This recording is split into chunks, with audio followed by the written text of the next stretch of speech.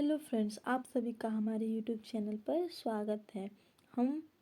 जैसा कि हम फर्स्ट यूनिट का पहला चैप्टर पढ़ चुके हैं और हमारा दूसरा चैप्टर है प्राथमिक शिक्षा की समस्याएं।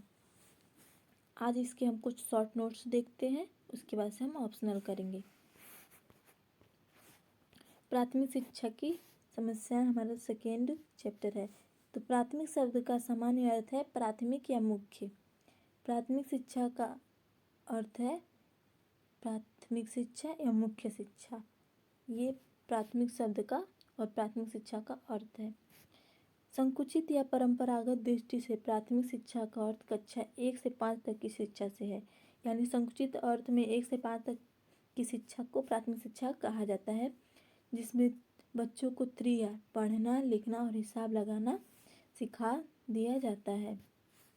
और हमारे व्यापक प्राथमिक शिक्षा से अर्थ है कि बच्चों को उसके वातावरण से जीवन पर्यंत जुड़कर सीखने से है।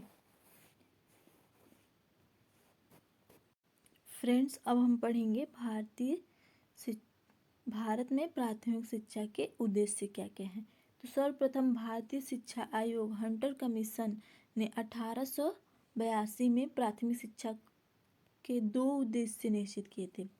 पहला जन शिक्षा का प्रसार और दूसरा व्यवहारिक जीवन की शिक्षा।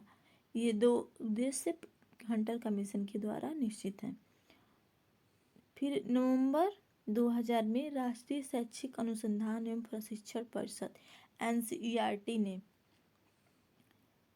प्रथम भाषा अर्थात मातृभाषा का ज्ञान कराने पर जोर दिया और प्राकृतिक एवं सामाजिक पर्यावरण का ज्ञान कराना इसका प्रमुख उद्देश्य है।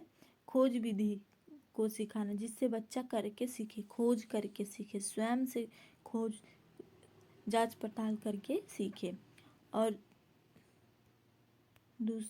चौथा है सामूहिकता की भावना का विकास करते हुए उन्हें वर्ग भेद से ऊपर उठाना, यानी उन्हें जाति पाति वर्ग भेद से ऊपर उठाना, जिससे वह सामूहिक रहे, एक अच्छे नागरिक बने।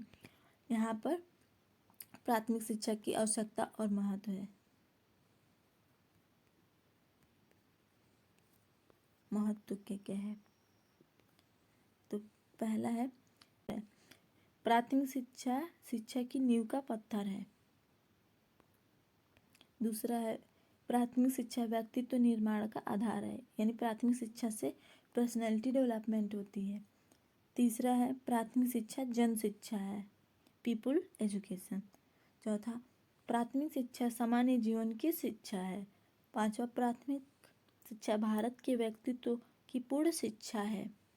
ये प्राथमिक शिक्षा की आवश्यकताएं महत्व है। अब प्राथमिक शिक्षा की समस्याएं क्या है और उनका समाधान क्या है, अब पढ़ते हैं। फर्स्ट है शिक्षा की दोषपूर्ण नीति। शिक्षा की दोषपूर्ण नीति भी प्राथमिक शिक्षा की एक समस्याएं हैं।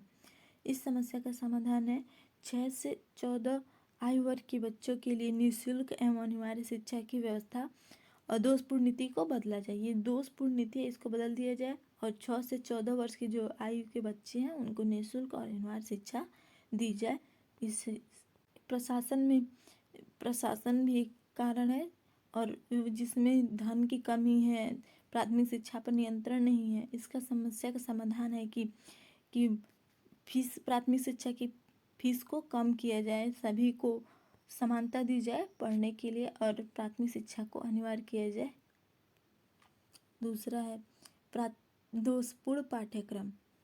दोषपूर्ण पाठ्यक्रम के कारण भी प्राथमिक शिक्षा सफल नहीं है। इस समस्या का समाधान है कोठारी आयोग ने 2 विचार दिए। पहला, निम्न प्राथमिक स्तर पर छात्रों को उन कार्यों में भाग लेना चाहिए जिनसे उनकी रचनात्मक उत्पादन कुशलता का विकास हो। यानी बच्चा जिसमें क्रिएटिविटी करता हो, सृजनात्मक कार्य करता है, उस कार्य को बढ़ावा देना चाहिए। दूसरा, उच्च प्राथमिक स्तर पर छात्रों को साधारण कला एवं शिल्पों से संबंधित कार्य करना चाहिए।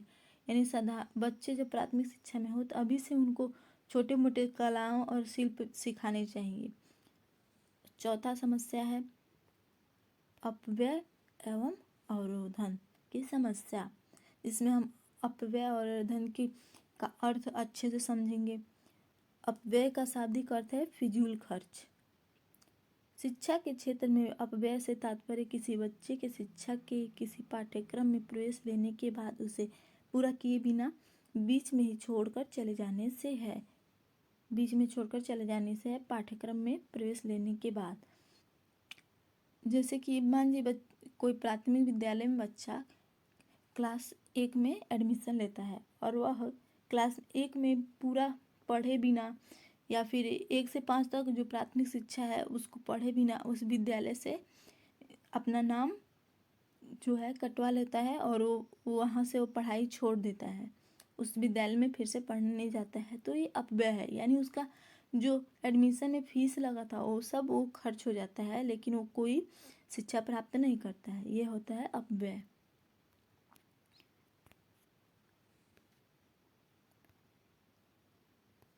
अब अवरोधन। अवरोधन का शाब्दिक अर्थ है रुकावट। हटार्ग कमेटी ने बताया है कि अवरोधन से तात्पर्य किसी बच्चे का किसी निम्न कक्षा में 1 से अधिक वर्ष रोके जाने से है।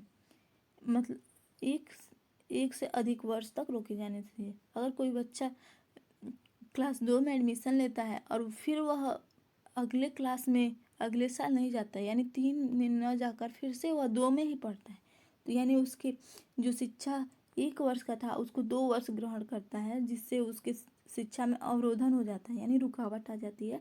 ये होता है अवरोधन।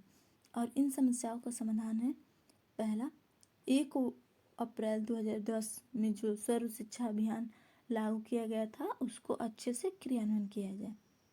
दूसरा है, शारीरिक दृष्टि से अस्वस्थ एवं अपंग छात्रों के साथ सहयोगात्मक व्यवहार किया जाए, यानी जो बच्चा शारीरिक रूप से अक्षम है उनको समावेशी शिक्षा दी जाए, सब उनको सहयोग दिए जाए। तीसरा है, धन निर्धनता की समस्या को दूर किया जाए। और चौथा, प्रौढ़ शिक्षा की व्यवस्था की जाए। पांचवा, शिक्षा को रोचक एवं मनोवैज्ञानिक पद्धति पर आधारित किया जाए, यानी शिक्षा को मनोवैज्ञानिक किया जाए जो कि बाल केंद्रित हो और बच्चा अच्छे से सीखे। अब 5वां समस्या देख लेते हैं हम प्राथमिक शिक्षा की। 5वीं समस्या है सामाजिक, आर्थिक और राजनीतिक कठिनाइयाँ। जैसे कि पता है हमें, भारत विभिन्नताओं का देश है। यहाँ पर अनेक जाति के लोग रहते हैं, उनका वेश भाषा भूषा सब चेंज है, तो ये भी एक समस्या है। इस समस्या का समाधान है सामाजिक पिछड़ेपन को दूर करके, और दूसरा है सामाजिक कुरीतियों को समाप्त करके, यानी जो समाज में व्याप्त कुरीतियाँ हैं, अंधविश्वास है, उनको दूर किया जाए।